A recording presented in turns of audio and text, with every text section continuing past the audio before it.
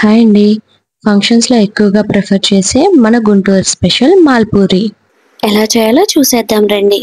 ముందుగా స్టవ్ మీద ప్యాన్ పెట్టుకొని 2 కప్పులు పంచదార, 1:30 కప్పు నీళ్లు పోసుకొని పంచదార కరిగేదాకా ఉంచుకోవాలి. పంచదార కరిగిన తర్వాత ఒక 3 నిమిషాలు బాయిల్ చేసుకోవాలి. 3 నిమిషాల తర్వాత పావు కప్పు పాకాన్ని పక్కన పెట్టుకోవాలి.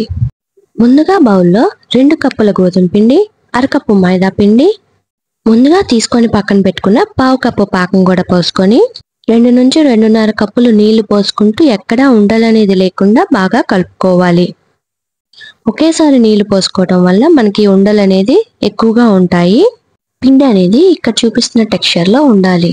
అప్పుడే మాల్పూరి అనేది పర్ఫెక్ట్గా వస్తాయి. ఇప్పుడు కోవా ఎలా ప్రిపేర్ చేసుకోవాలో చూద్దాం.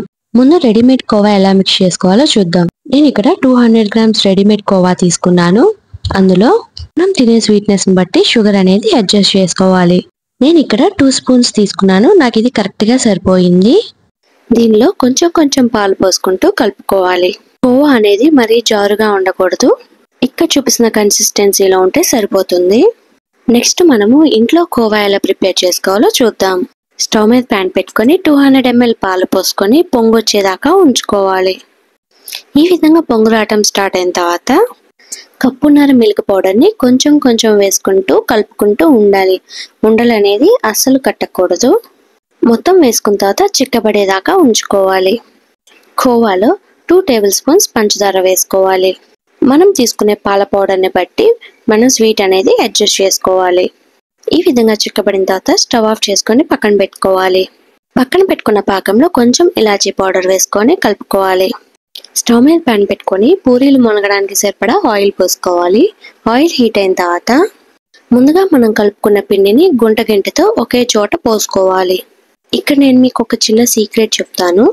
ఇది నేను 2-3 సార్లు ట్రై చేసి మరీ చెప్తున్నాను. ఆయిల్ హీట్ అయిన తర్వాత లో ఫ్లేమ్లోకి టర్న్ చేసుకొని పిండి వేసుకున్న తర్వాత హై ఫ్లేమ్లో పెట్టుకోవాలి. ఒకవేళ మీరు పూరి వేసేటప్పుడు హై ఫ్లేమ్లో పెట్టుకుంటే మాల్పూరి అనేది పొంగుతుంది. 2 నిమిషాల తర్వాత కలర్ అనేది చేంజ్ అవుతుంది. ఆ స్టేజ్లో పూరీని వెనక వైపుకి టర్న్ చేసుకొని మళ్ళీ కలర్ చేంజ్ అయ్యేదాకా ఉంచుకోవాలి. ఈ స్టేజ్లో ఉన్నప్పుడు వేరొక గింటెతో ఆయిల్ అంతా ప్రెస్ చేసుకొని ముందుగా ప్రిపేర్ చేసి పెట్టుకున్న పాకంలో వేసుకోవాలి. చల్లారిన తర్వాత కోవా అనేది ఈ విధంగా గట్టిపడుతుంది.